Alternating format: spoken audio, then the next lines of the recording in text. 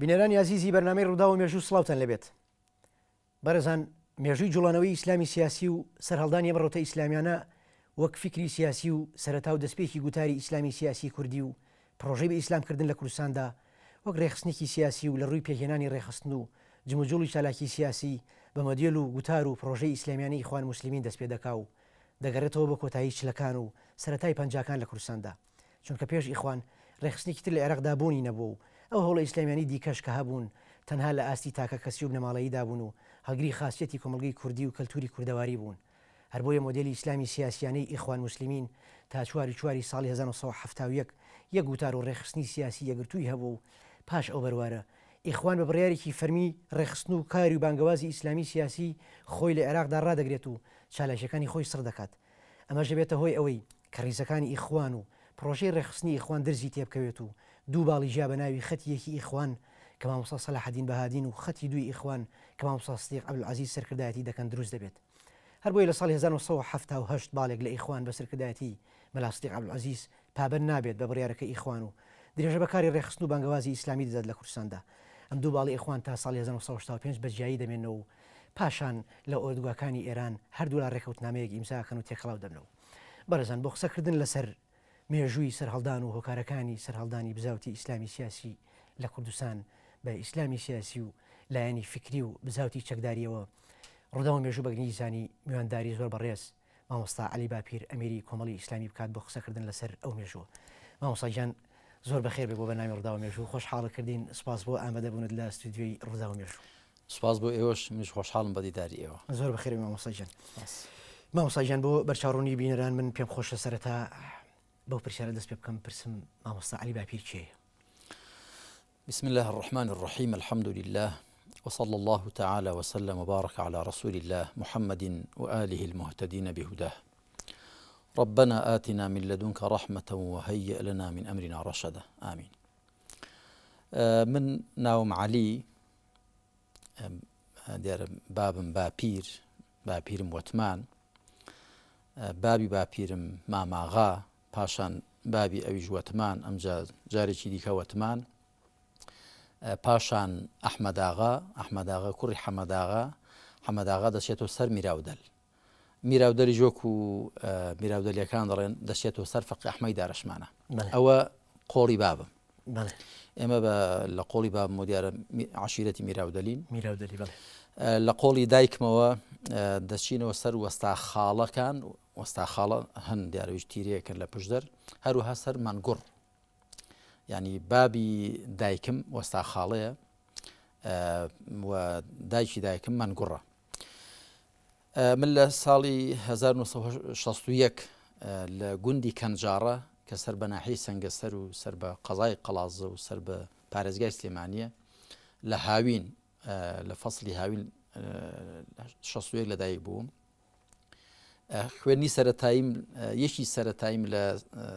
قوتابخانەی سەرەتایی سەنگەسەر و پاشان دوی سەرەتایی تا 6 سەرەتایی لە ڕانیە کە دیارە ماڵمان گوازەگوازی کردووە و یەکی ناوەندیشم لە پەیمانگای ئیسلامی هەر لە ڕانیە تەواو کردو. پاشان لە دوی ناوەندی تاکو و 6 ئامادەیی پەیمانگای ئیسلامی لە سلێمانی، دوای ساڵێک لە کۆلێژی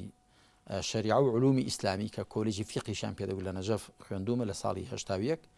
و لە کۆتایی 81 من دیارە دوای ئەوەی کە ڕژێم فەرمانی دەستگیرکردنی دەرکردووە کە ئاگادار کرامەوە، لەو کاتەوە لە ڕژێم قاچاق بووم و چوون بۆ کوردستانی ئێران، پاشان چوون بۆ تاران. دوایی لە ساڵی 83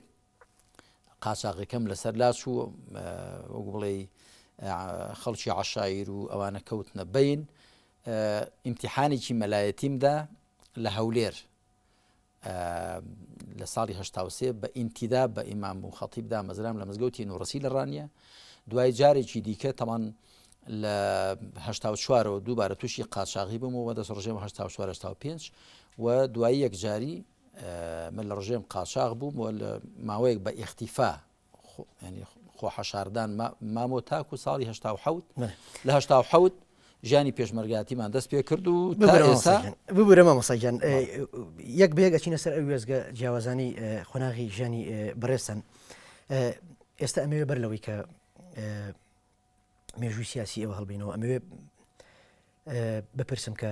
هۆکارەکانی سەرهەڵدانی بزاوتی ئیسلامی سیاسی لە کوردستانی باشوور لە کوردستانی خۆمان کە سەرەتاکەی ئەگەرێتەوە بە کۆتایی چلەکان و سەرەتای پەنجاکان کە ڕووەکاتە ئەم دەڤەرە بە بڕوای ئێوە هۆکاری هاتنی ئەم شەپۆلە لە ئیسلامگەرا بۆ باشوور چی بوو؟ ئەجارێ من دیارە ئێمە بەکارهێنانی زاراوی ئیسلامی سیاسی ئێمە خۆمان وەکو ئیسلامی تێبینیمان لەسەری هەیە لەبەرەوە کە ئیسلام یەک ئیسلامە خی پەروەردگار دەفەرمێ وەڕەضیت لەکم الئیسلامە دینە ئیسلامم بە بەرنامە بە پەسەند کردوون ئیسلامێک کە خوا سوبحانەوە تەعالا کردوێتی بە ناو نیشان بۆ دوانوسخەی هیدایەتی خۆی لە قورئان و سونەتدا بەرجەستەیە کە دەشگونجێ پێ بگوترێ شەریعەت ئەو ئیسلامەکە لە قورئان و سونەتدا بەرجەستەیە کاڵای باڵای ئینسانە واتە دینێک کە خوا ناردوێتی بۆ ڕێکخستنی ژیانی ئینسان بە لایەنی تاچی خێزانی کۆمەڵایەتی سیاسی ئابووری هەتا دوایی بەشێک لەو ڕەهەندانە یاخویەکی لەو ڕەهەندە گرنگانەی کە ئیسلام گرنگی پێدەدا و هەوڵی ڕێکخستنی دەدا لە ژیانی مرۆڤدا بریتێ لە لایەنی سیاسی بۆیە ئەمە پێمان وا دەبێت بگوترێ سیاسەتی ئیسلامی وەک من نامیلکەیەکم بەو ناونیشانە هەیە سیاسەتی ئیسلامی چونکە ئەگەر بڵین ئیسلامی سیاسی کەواتە دیارە ئێمە چەند ئیسلامێکمان هەیە ئەنجا کە ئەو جارە دەبێت بڵین ئیسلامی سیاسی اینجا ئیسلامی جیهادی اینجا ئیسلامی فیکری پاشان ئیسلامی عقایدی ئیسلامی ئەخلاقی نا ئەوانە هەمووی چەند ڕەهەند و لایەنێکن کە ئیسلام گرنگیان پێدەدا و ئاەتەکانی قورئان و فەرمایشتەکانی پێغەمبەر عەلەیهی سەڵات وسەلام قسەی لەسەریان هەیە کەواتە لە ڕاستیدا ئێمە سیاسەتێکی ئیسلامیمان هەیە وەکو ئابووری ئیسلامیمان هەیە فکری ئیسلامیمان هەیە عەقیدەی ئیسلامیمان هەیە ئەخلاق و ئاکاری ئیسلامیمان هەیە هەتا کۆتایی هۆی سەرهەڵدانی بزاوتی ئیسلامی جوڵانەوەی ئیسلامی جا وەکو گوتم کە جوڵانەوەی ئیسلامی ڕەهەندی نەتەوەی و نیشتیمانی هەیە سیاسی هەیە ئابووری هەیە فیکری هەیە ئەخلاقی هەیە خێزانی هەیە کۆمەڵایەتی هەیە هۆکارەکەی ئەوەیە کە خەڵکێکی موسڵمان هەروای شایستەیە وای لێ چاوەڕوان دەکرێت کە بەپێی ژینی بەپێی دینی بێ ینی باری ئاسایی حاڵەتی سروشتی بۆ کۆمەلگایەکی موسڵمان خەڵکێکی موسڵمانەوە کە دینیان بەپێی ژینیان بەپێی دینیان بێ لە هەموو لایەنەکانی لە هەم بوارەکانی ژیانیاندا بگەڕێنە بزان دین چ دەفەرموێ و دینیش فعلا قسەی هەیە لەسەر هەموو ڕەهەندەکانی ژیان لەسەر هەموو هەڵسو کەوتەکانی ئینسان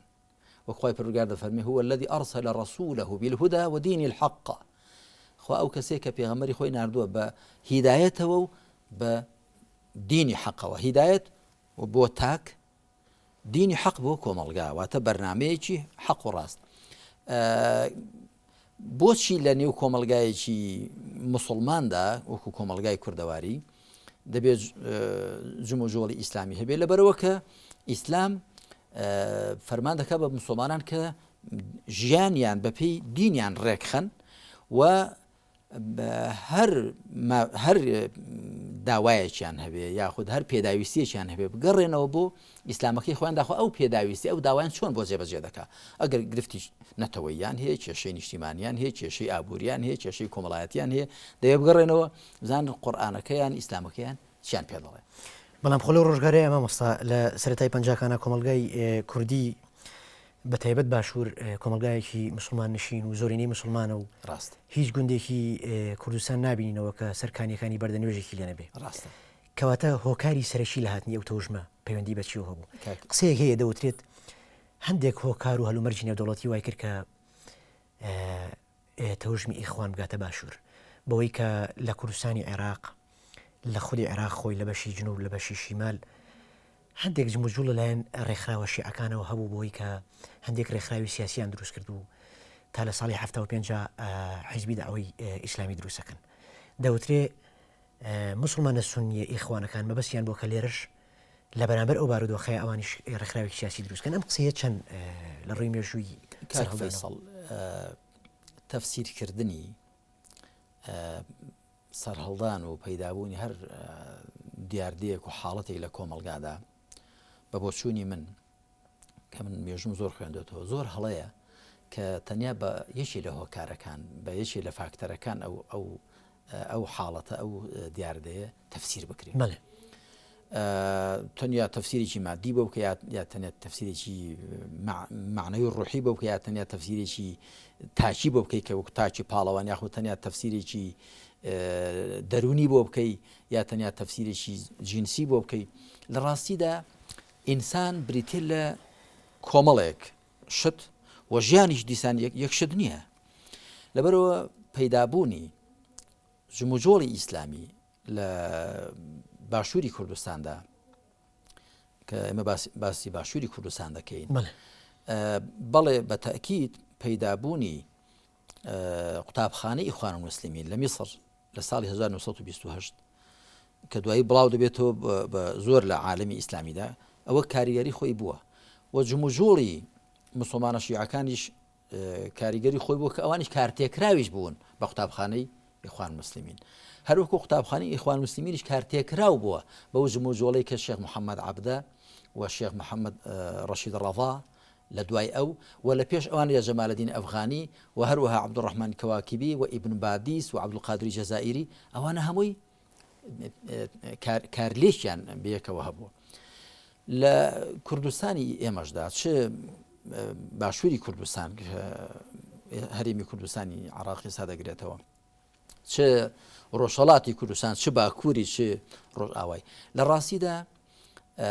هۆکارە دەرەچەکان کاریگەریان بووە بەڵام ئەوە مانای وانێ کە هۆکارە نێوخۆیەکانیش نەبوون چونکە زۆر جار هۆکاری دەرەچیشیە بەڵام ئەگەر ئیستیعدادی ذاتی نەبێ ئامادەی خودی نەبێ دیارە گۆڕانکاری ڕوونادا وەکو گوتم هەر کاتێک مسلمانان لە قورئان تێبگەن لە سنەتی پێغەمبەر عەلەیهی سەڵات وسەلام تێبگەن دەزانن کە قورئان و سنەت لیان ڕازی نابێ جەنابەت ئاماژەت بۆدا کە لە هەموو گوندێک تا بەردێکە بۆ گە مزگەوتێکیش نەبووەکانی هەبووە بووی ها ئافرەتان هەمووی پیاوان هەبوو دەزانین بەڵام ئەوە هەمووی بریتێ بۆ لە حاڵەتی دینداری شەخصی ئەلبەتە لە ڕووی کۆمەڵایەتیشەوە پەیوەندی کۆمەڵایەتیەکان باری کەسێتی بە تاکید ئیسلام لێ و کوردەواری ئێمەدا بووە بەڵام ئەدی ئەو بەچی تەفسیرکەین بێجگە لەوە کە مسلمانان لە دینەکان بێ ئاگا بوون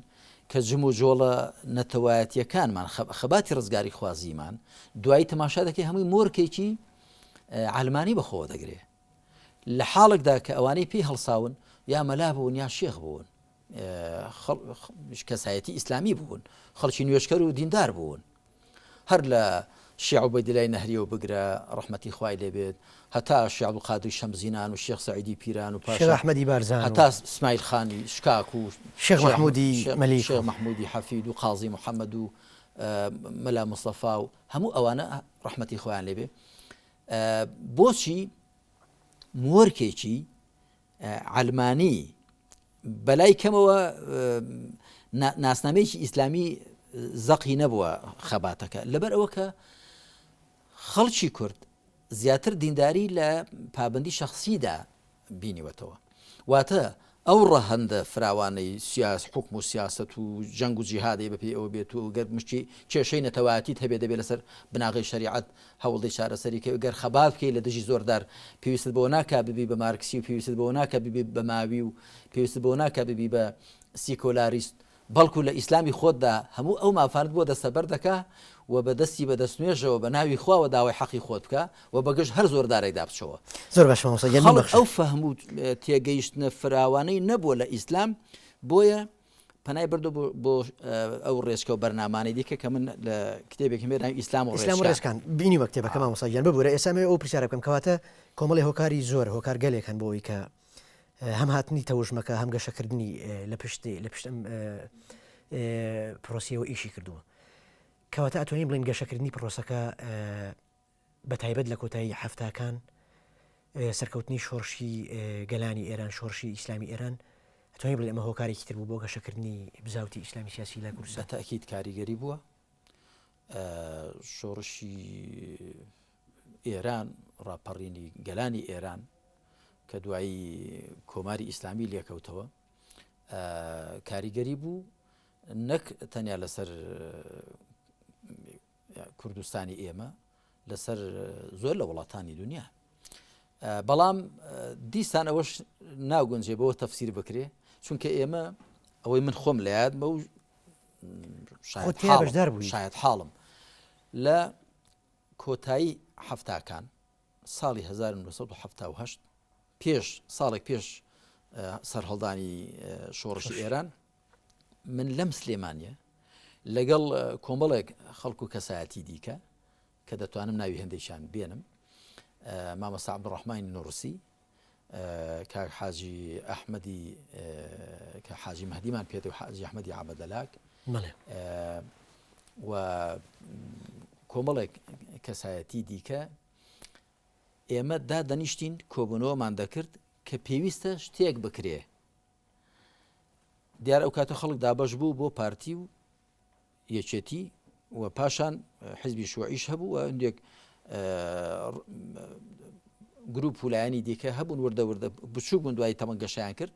بەڵام ئێمە هەستمان بە بۆشاییەک دەکرد کە لە نێو خەڵکێکی مسلمان و میلەتێکی مسلماندا هیچ ڕەوای حەق نییە بەیداغێکی ئیسلامی نەبێ بۆ بەرگریکردن لە مەزلومیەتی میلەتێکی مسلمان زۆر باش نەوات و کرۆکی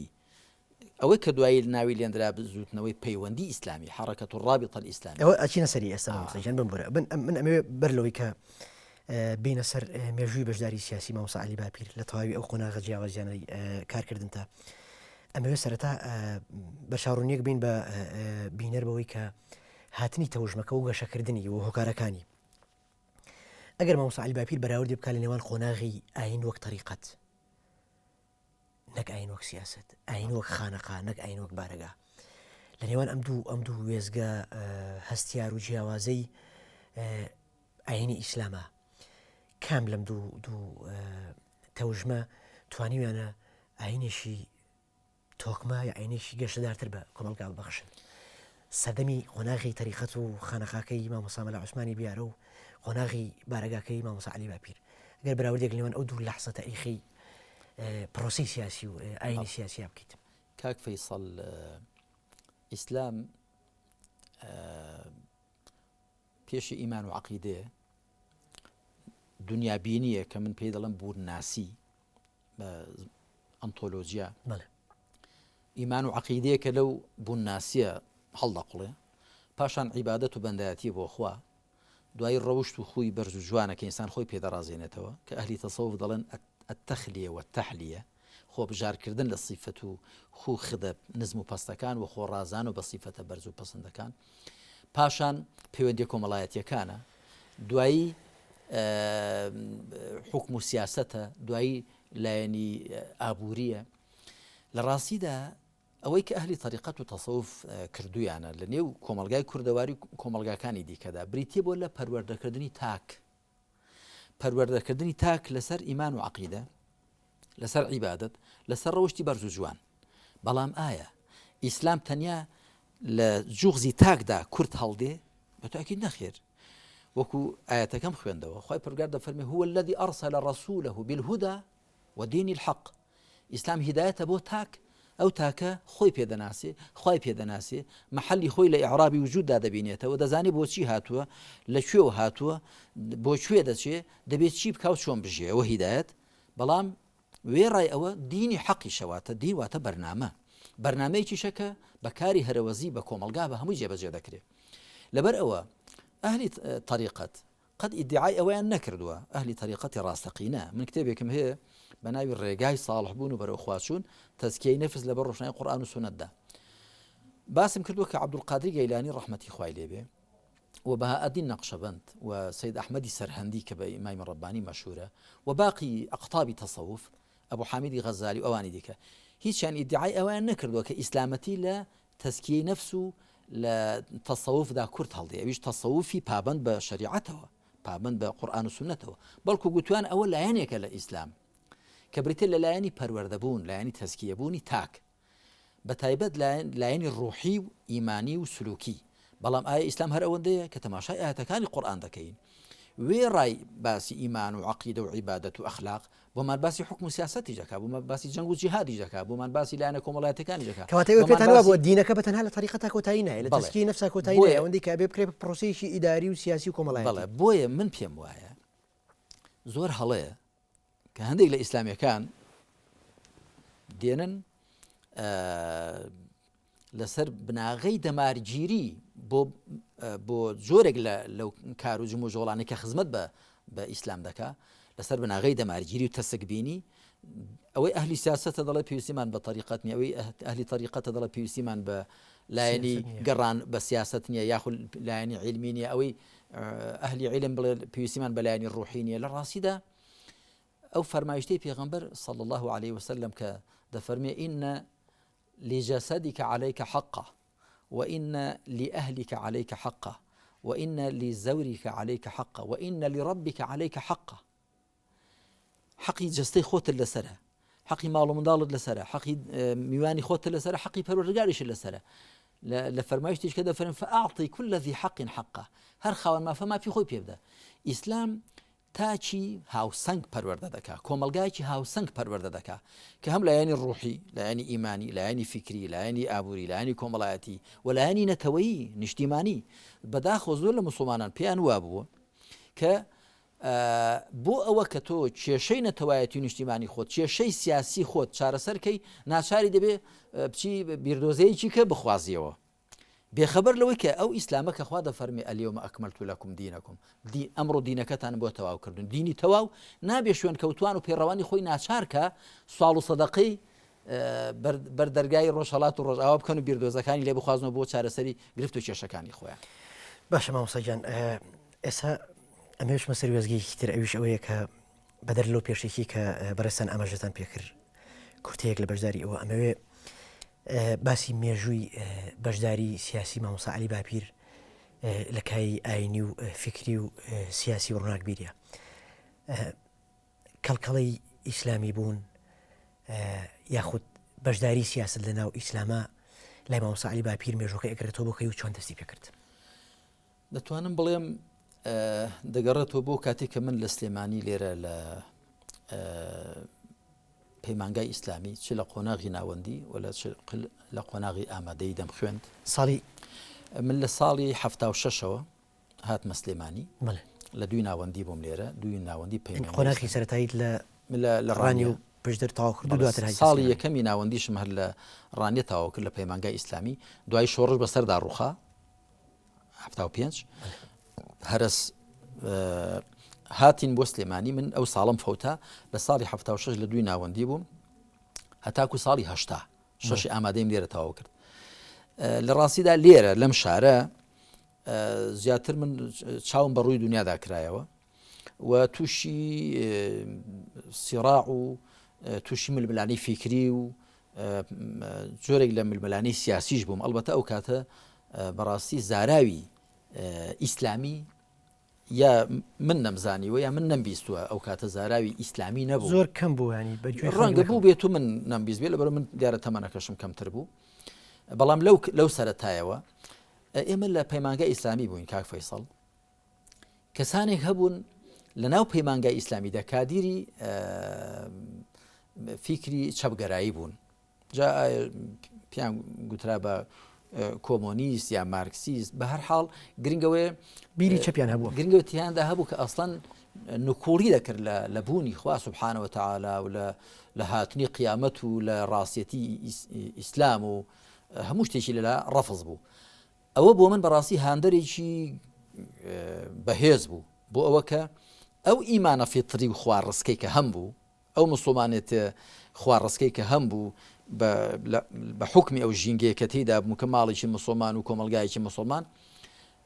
لێ نەگەڕێم لەو حاڵەتە سادە و سروشتی و فیترێدا بمێنێتەوە قوڵی کەمەوە دیارە هەمیشە لە سیراع و ناکۆکی ململانەدا ئینسان هەوڵ دەدا کە چەچی ئەو ململانەیە پەیداکەی بەتایبەت کە لە نێو پەیمانگای ئیسلامیدا حاڵەتێکی وا هەبوو ئەوە لێرەوە تاوان پێشێ لە ڕووی فیکریەوە بەڕاستی دوایی وەکو گوتم لە ساڵی 1970 کە ئەو کاتە من لە 5 ئامادەیی بووم لە چواری ئامادەی لە هەفتا و نۆ من لە 5 ئامادەی بووم و لە پاشان لە هەشتا لە 6 ئامادەیم لێرە تاوا کرد لەو ساڵانە واتە لەو 2-3 ساڵی دواییدا ئێمە لەگەڵ کۆمەڵێک لەوانی کە لەگەڵ مامول لە پەیمانگای ئیسلامی و کۆمەڵی خەڵکی دیکە لە دەرەوەی پەیمانگای ئیسلامی لە فیکری ئەوەدا بووین کەڵکەڵی ئەوەمان کەوتە کە لە باشە ئێمەی مسلمان و متدەین و نوێژ خوێن بۆ دەبێ بیرێک نەکەینەوە لەو کێمەش سایە و سێبەرێکی خۆمانمان ئەو میلەتە مەزڵومەمان بۆ دەبێ هەر بە ناوی مارکسیەت و بە ناوی عەلمانێتەوە بەرگری لێ بکرێ ئەی ئیسلام لەکوێ ئەو ئیسلامی کە بانگی ئازادی بەگوێ گەلاندادا ببوورە ئەوترێت لە ڕووی فکریەوە ئەمەوێ سەرەتا لە ڕووی فکریەوە لەسەر بابەتەکە بوەسین ئەوترێ یەکێک لەو کتێبانی کە کاریگەری زۆر لەسەر مامۆستا عەلی باپیر هێشتووە کتێبی ئیحیا علومدینی ئیمامی غەزالی هەروەها کتێبەکانی مامۆستا بەڵام حەمید شارەزووریش داروین لە تراز و ژیریدا مارکس لە تراز و ژیریدا فروید ئەم کتێبانە کاریگەری فکری زۆر لەسەر مامۆستا عەلی باپیر دروست کردبوو ئەوە چەند ڕاستە بەڵام پشوویە وەرەگرین دواتر وەڵامی پرسیارەکە بەرەو بەرەزان پشوویەک و دواتر بەردەوام بین وەگرێنەوە وڵاتان